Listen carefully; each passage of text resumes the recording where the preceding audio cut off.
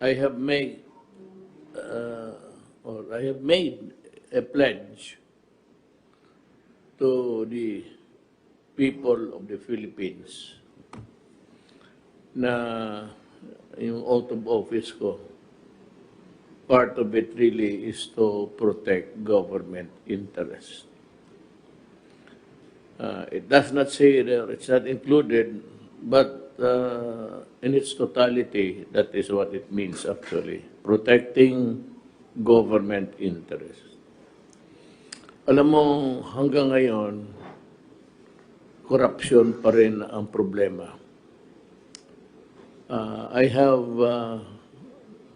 made a pledge, if I remember, two sessions, 3 sessions ago, that I will concentrate the last remaining years of my term fighting corruption.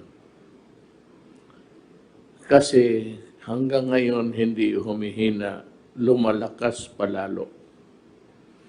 Para natuloy naging inutil ang mga opisyal ng bayan na wala talagang magawa with the onslaught of corruption. Hindi po ako naniniwala na wala akong magawa. May magawa ako. Hindi naman siguro to eradicate corruption in its totality.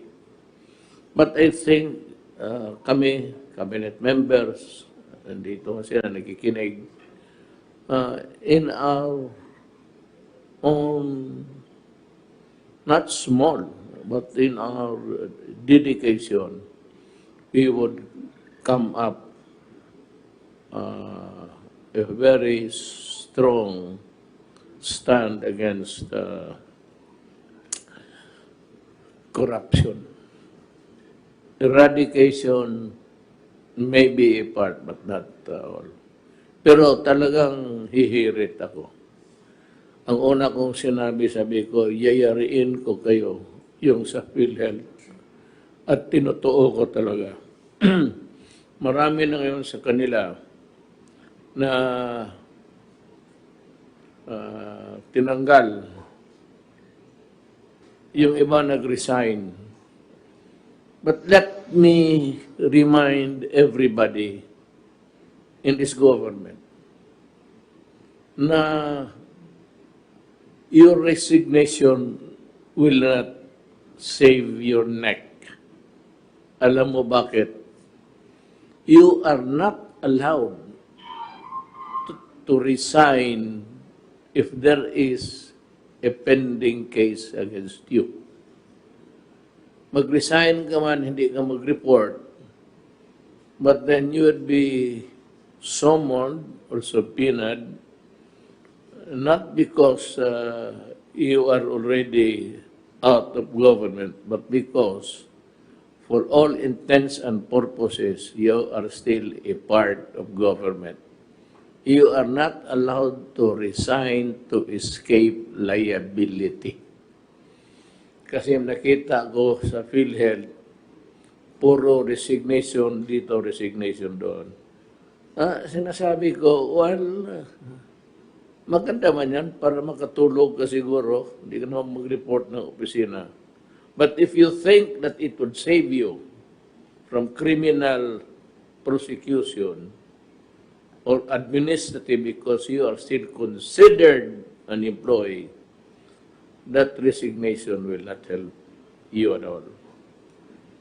Let us be clear on that. And this is my second call for a total campaign against corruption. Yung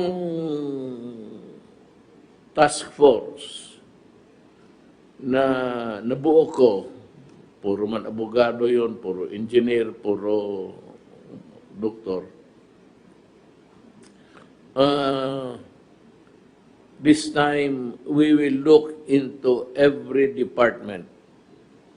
But upon my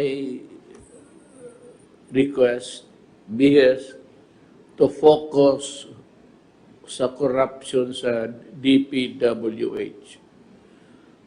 Let me state here and now that I have nothing against Secretary Villar. He's one of the hard-working at maraming accomplishments si Secretary Villar. But you know, accomplishments alone, to me, should not suffice. Laparo na sa akin. Hindi na ako Secretary Villar because it's not his job to be running after crooks.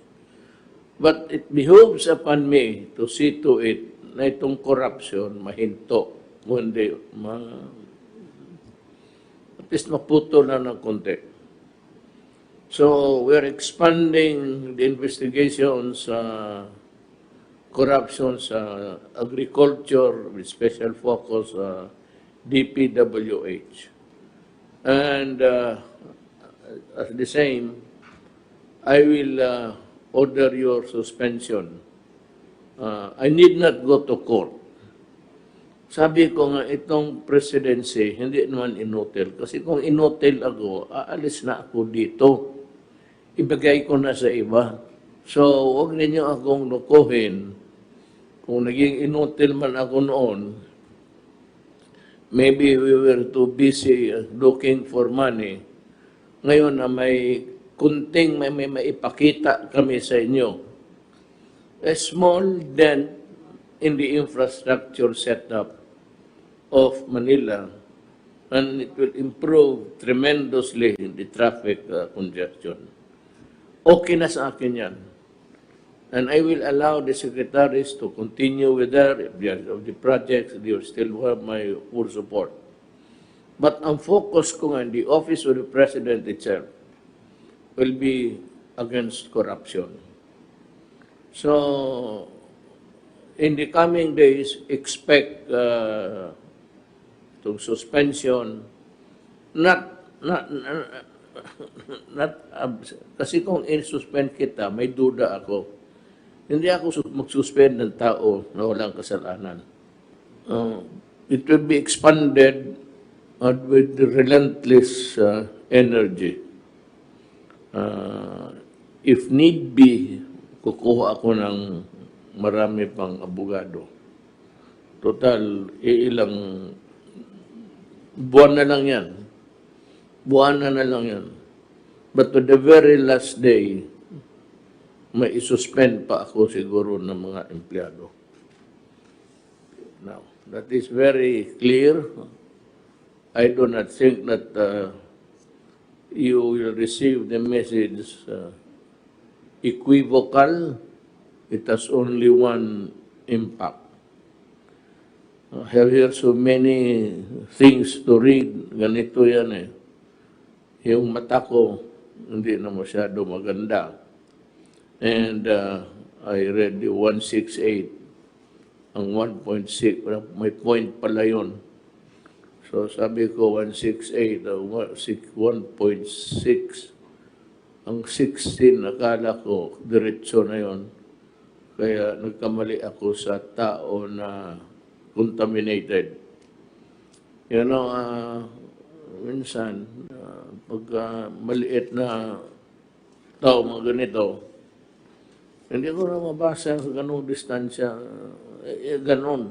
Pero kung pag glance lang ako, kunwari, para sabihin marunong, nagkakamali. But, you know, every dog is entitled to one bite. Next is the proposal. I'd like to hurry up Congress in this. One of my proposals during the campaign period was the creation of Overseas Filipino. Iba yung Department of Labor. It takes care of the internal mga trabahante dito, yung nasa labas. So, I propose in the coming months, and I hope to come up with the Department for Overseas Workers. I don't know if I will also create another agency, and that is the maritime, the seafarers. Kasi sinabi ko sila, iba-iba yung treatment ko doon. Because of there's so many international laws involved dito. Alam mo, pagka yung mga trabahante natin sa labas, stranded and everything, meron pa nga siguro isa, I've read that one Filipino has been stranded I think he's in Vietnam right now. I'd like to ask Secretary Bello, is listening, to look into the matter. He has been there for 2 years. That is unconscionable. I cannot accept that kind of mistake of government. We should bring him home.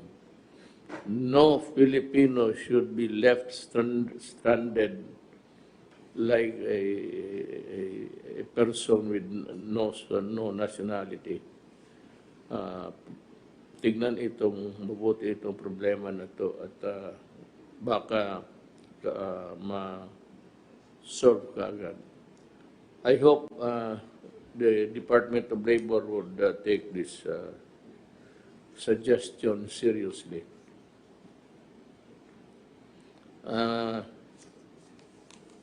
Itong sa overseas workers, ang ano nito, ang rational or rationale, if you may, na wala masyadong focus sa kalaki ng Department of Labor. Isa lang yan dito. Isang department lang yan. So this time, one department, one section sa Department of Labor. Dito, isang departamento. Pati itong sa maritime, sa mga seafarers. I might consider an additional agency under this proposal. Overseas kasi. So yan ang ano ko sa mga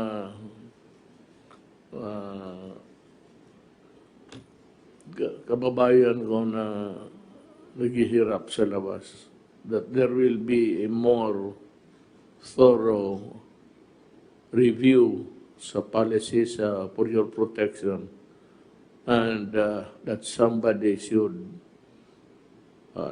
look after you. It might not really be perfect, it might not really be as good as one would expect initially, but it would improve later. And so I would have to create this kaagad, ASAP ito. Ngayon itong sa All Saints, All Souls Day, wala naman, naka-fix na yan, no liquor, no deadly instruments, lalo na baril, unless you are a military or a police.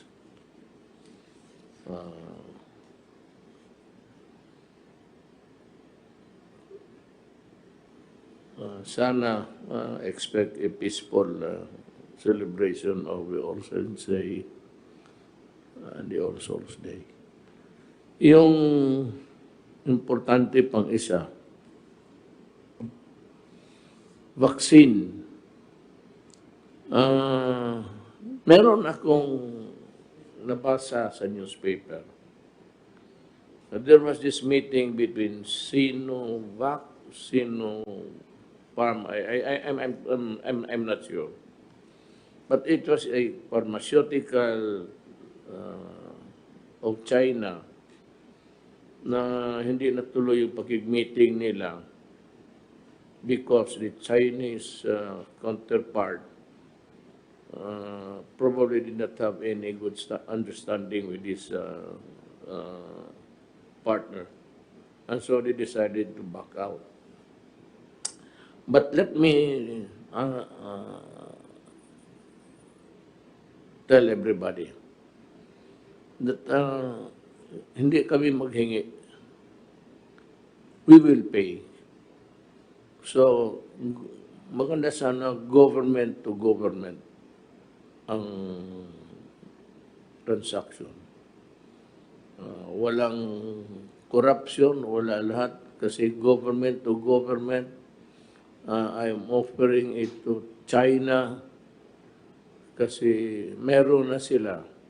As I have said earlier in the days that followed the COVID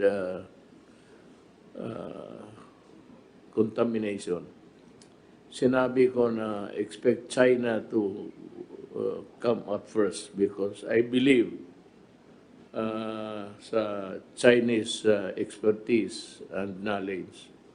At hindi ako nagkamali, meron na sila. So, to the Chinese government and to the people who are really parlaying the vaccine, you need not look for partners. We can make it government to government, and I will pay you. Wala nang kasi Secretary Duque is here. Good evening, Mr. President. I'll give you enough time to explain what this is all about. I just want a clear picture of how we should go about with our. But my sense, Secretary, is that it should be a government to government transaction because it will be good. And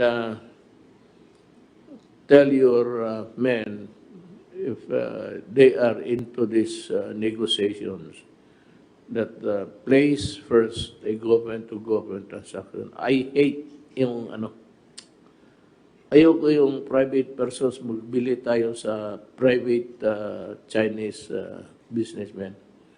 Diyan magkakulok-kulukuhan eh. Kaya nga, umatras siya kasi di ata nakapag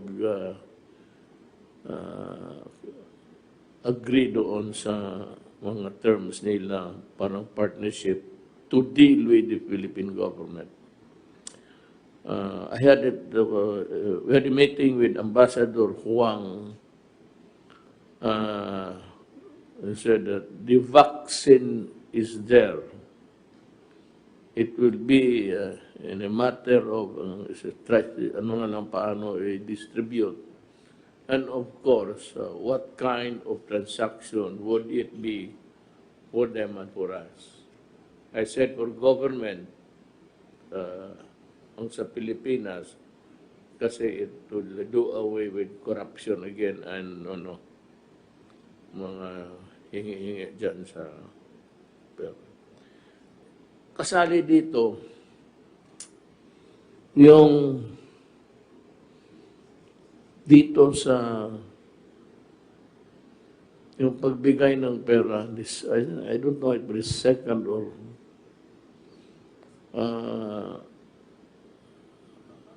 as I have said before, the money for assistance and help na maibigay sa tao should be formulated and implemented by the task force. So I'd like to ask Secretary Galvez, ito ba rin you take care of the money? Kindly remove your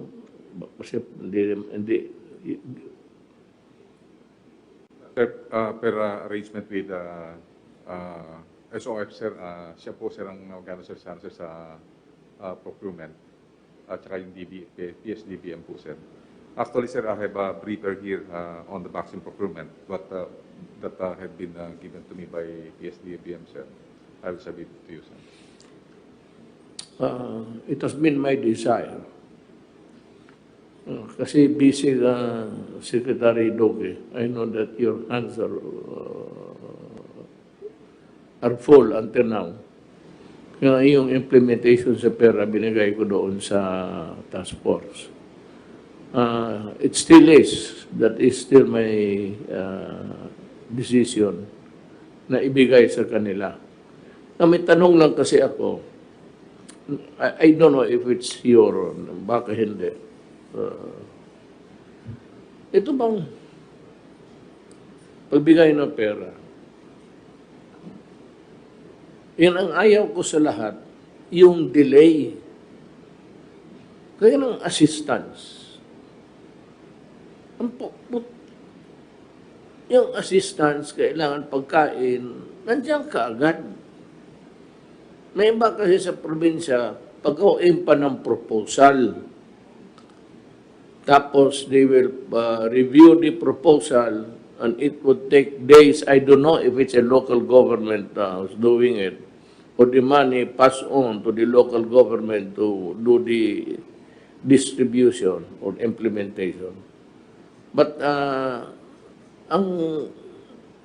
hindi ko talaga malaman kung saan. I do not know where the fault lies. Because it's really something which is obnoxious. Yang kayong lahat taga-gobyerno,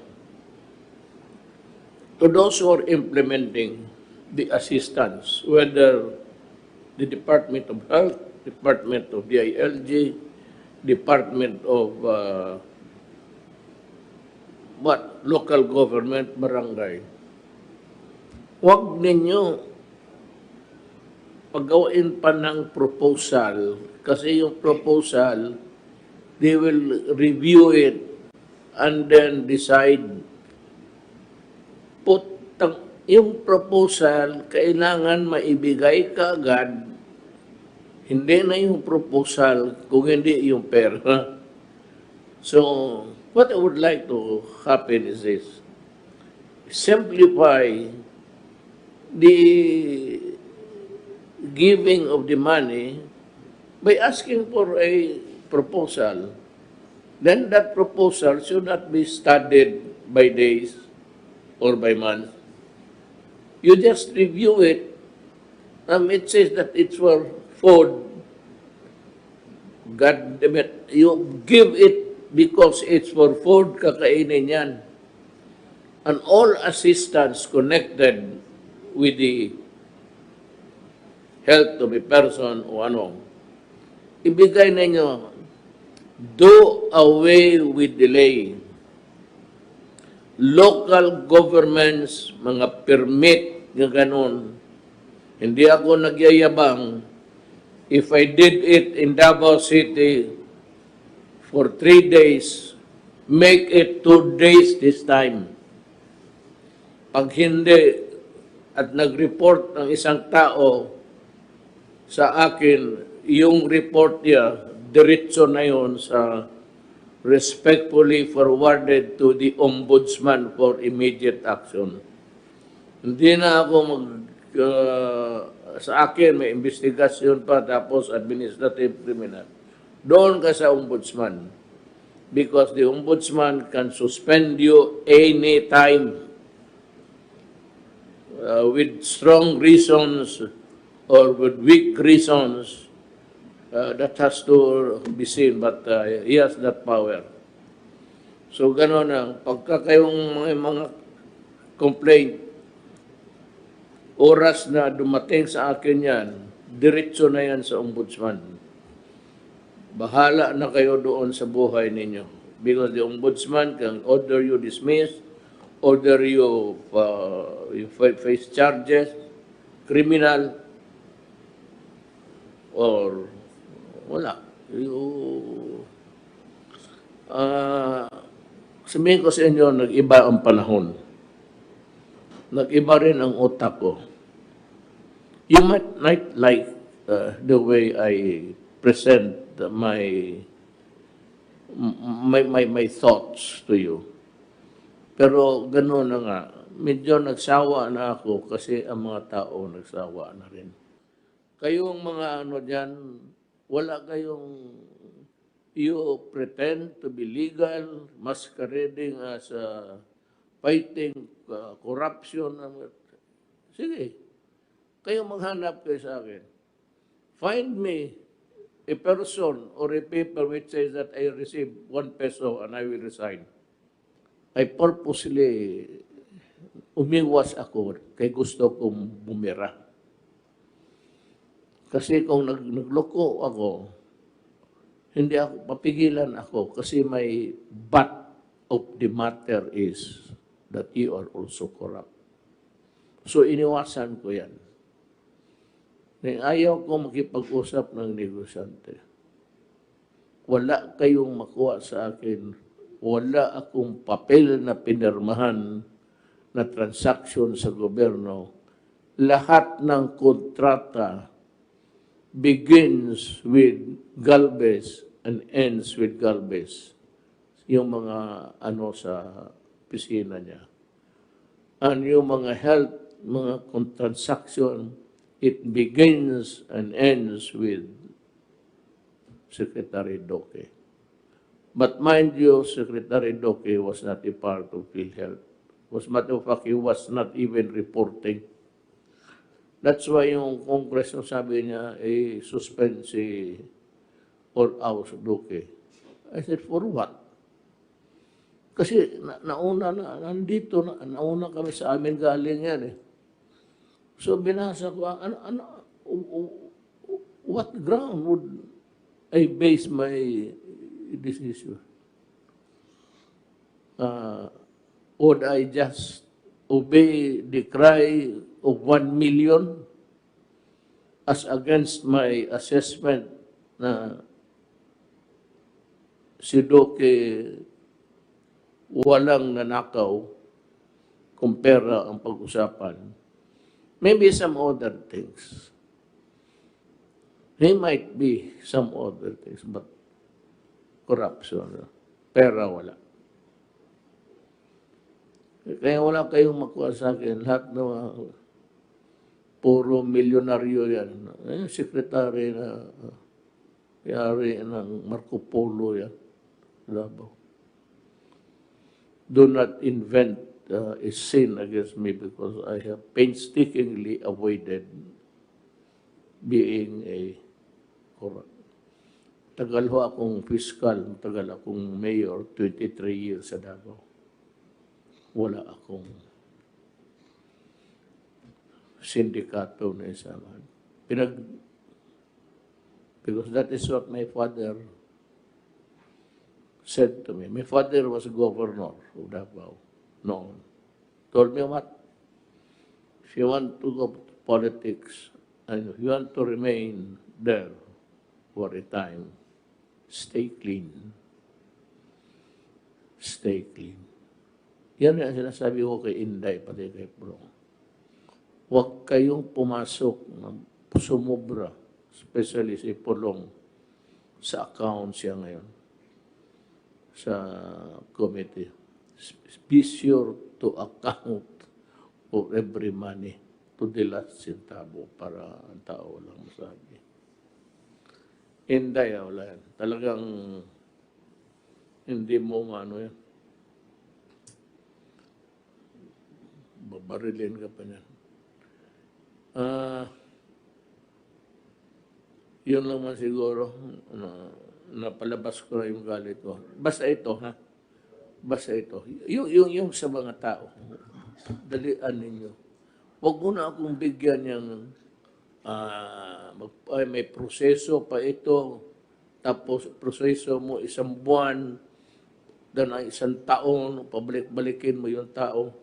You will be given only, hindi pa lumabas ang ano eh. I'm waiting for somebody to join us together with Secretary Guevara. Magawa kami ng parang code of yung ilang araw lang, yung mga the days that you are only given to act on a certain matter. You know what's really wrong? It's because some of you are indolent. and lazy. At hindi ninyo tinatrabaho yan. Hindi kayo if you are not asking for money, then obviously you are not doing your duty. Initially, I was banking on, that was just shooting the breeze with the people. But actually, with the sense of urgency, na I mentioned China and Russia. All options are on the table. The one that would give us the best interest for the country will be chosen. But I leave it to since he's going to pay, I will listen to Sunny kung siya yung magbayad eh. Pag wala ibayad, siya yung makulong.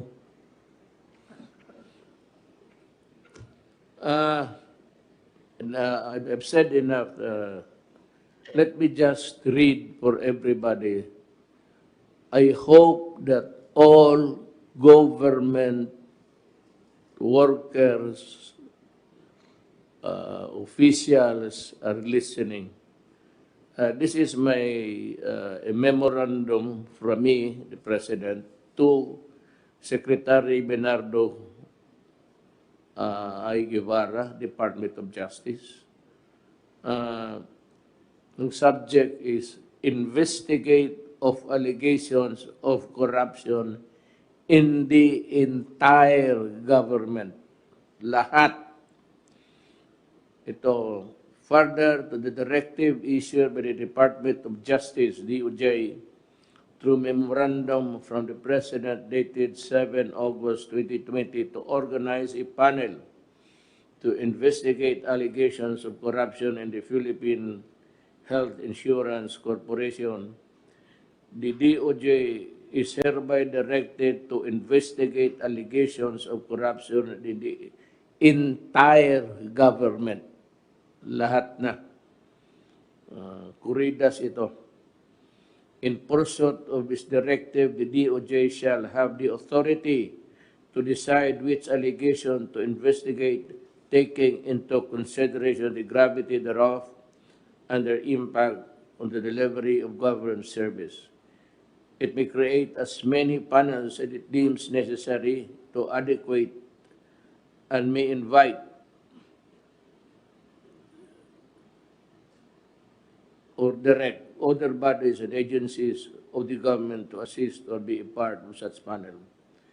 The DOJ shall prosecute and file the appropriate charges against all those involved in the anomalies investigated, whether against government or private person, as may be warranted by the evidence gathered subject to applicable laws and rules. The power and authority of the DOJ under existing laws and previous directives to investigate the commission of crimes and prosecute violators shall not in any way be diminished by this directive. This directive shall remain in effect until June 30 of 2022, pag-alis ko, unless sooner lifted or revoked. Why should I revoke or lift this good order for immediate compliance? Huwag kayong, you might have the notion na, well, the ombudsman is the pinaka number one. Ideally, you go to government, yung malalaki, yung malaki yung pera, diretso mo na sa ombudsman, if I were to have my say. Pero ang gobyerno, ang presidency can investigate, can, send you to prison. Kaya nga, kung ang prosecution nito is the ombudsman ultimately. But pagkaakyat kasi nito doon, may recommendation na. And if the ombudsman will says that it's a well-studied complaint, and obviously, you are going to jail. Ang mahirap niyan, ang mga anak mo mapahiya. Pamilya mo mapahiya sa ganitong, kasi ipapublish ko talaga. Sabi ko, yayariin ko kayo. Yung PhilHealth wala na. Skeletal ang remain. Talagang hindi ko bubuwagin yan because hindi madali na it's not easy really to create another one. But I think by this time marami na kasi na-suspend.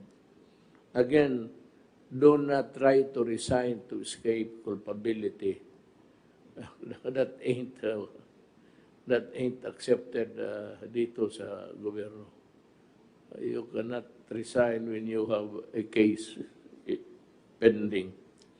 Well, finally,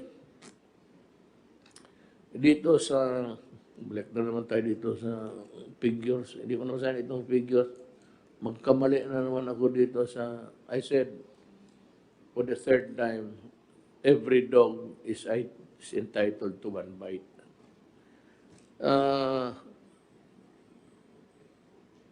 Ang proposed quarantine qualification for November 1 to 30, herewith is the proposed community quarantine classification subject to appeals from the LGUs.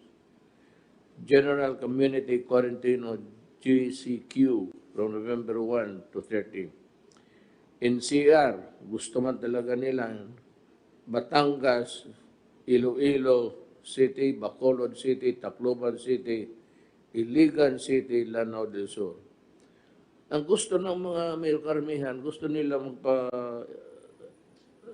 make it permanent because they have seen the goodness of the result, na it has considerably lowered the number of people who are infected with the microbe.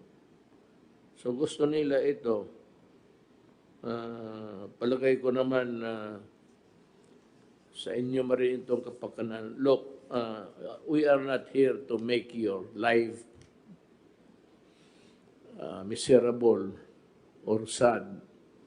We are here to make your life comfortable and to make you happy. Wala kaming ibang dito. Bakit kami maglalagay na ito, mga ganitong papel? What's the point of, sige kayo daldal dyan. So what's the point of working on these figures if it does not do anything good? Pero kung maniwala kayo, para sa inyo yan. COVID is still rising. Marami pang patay. So, tumataas pa. Sabi nga, ang microbe, ang kagaya ng mga nabakunahan na kasi lahat. Diphtheria, yung mga mga bata. Lahat na paglabas sa ospital, meron na yung bakuna. So, hindi pa nabakunahan, pabakunahan ninyo. Because the germs are still there. It's just lying in there. It's everywhere. But because karamihan sa atin, nung ako second grade, mayroon pa akong mark sa bakuna. Medyo mga measles, gano'n. We are freed of the maladies of the world. Para sa inyo yan. Now, I'd like the secretaries to say, if they have something to say, make it brief, and because we have been there, or we have been here, there, sa baba, hanggang ngayon, alas 12 na pala. Anybody who would want to make a report?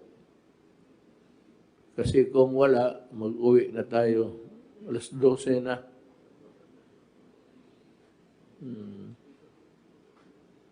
Wala. Sige.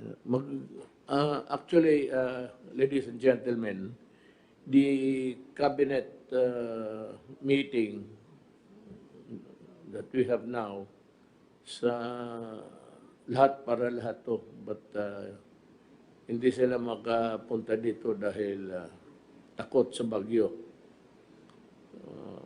Kasi mag-take off yung eroplano nila, na. Maraming bakanting kabinet. So, I can understand. I will not also allow them to fly if this dangerous. So, I can understand. Ang nandito lang sa atin ngayon, in front of me is Secretary Galvez and Senator Bongo. Senator Bongo is interested in everything that concerns the welfare of the Filipino people. And that goes for everybody in the cabinet. Yan lang ho. Sabihin ko sa iyo, I had a hard time convincing these people to join the cabinet. Either it's Anyo or ikaw, Charlie Galvez, Sunny Dominguez, ayaw. Ayaw nila kasi ayaw na magulo ang gobyerno, na madimanda ka na. Pero, you know, I said, now is my time. So it's your time to serve the country. Kung wala na kayong mga military, ang pabata pa ninyo, lugi ang gobyerno sa inyo. You retire at 56 years old and I'm still paying you good money kasi may retirement pa, trabaho kayo. You work. I mean, 56 years old is too young to retire. And I'm also scouting for others. Meron akong yung mga sensitive, it involves still money. I am the Chinaman bringing a lamp in the daytime. Tapos tinanong siya ng kaibigan niya, why are you bringing a lighted lamp when it is daytime? And he said, I have to see clearly because I am looking for an honest man. Yan ang mahirap. Hindi ako pinaka-honest. Ilang beses niloko ko rin ang mama ko, papa ko, alawan, sabihin na wala, na snatch, na pickpocket ako. Pero I played my game within yung maloko ko lang, lalo na nanay ko noon. Sabi ko, dito pag-aral ko sa Maynila, natalo sa Hayalay, natuto akong aga nag-Hayalay, putang. So, on August, sabi ko nga, tagan mo ako ng tuition kasi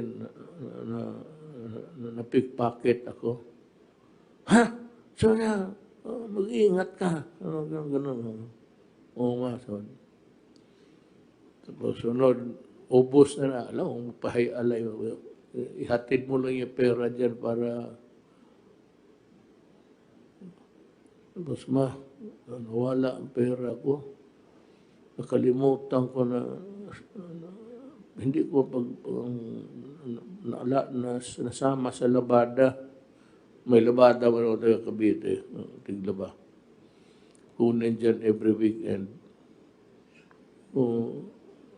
Hindi naman nabalik yung pera. Wala man daw pera yung pants ko. Sabi na nanay ko, ikaw, hindi mo ako niloloko. Sabi ko, hindi ma. Padala siya pera. For the third time, sabi ko, ma, ang pera ko nawala sa dormitoryo, may nagnakaw, sabi ng nanay ko. Let's ka, Rodrigo, umuwi ka na dito para matapos ng perdisyon mo. So, we cannot, I'm not, hindi ako binabandira ko sarili ko, honest man ako. May mga, ano ako, pero limitado doon sa, yung kaya mong lukuhin.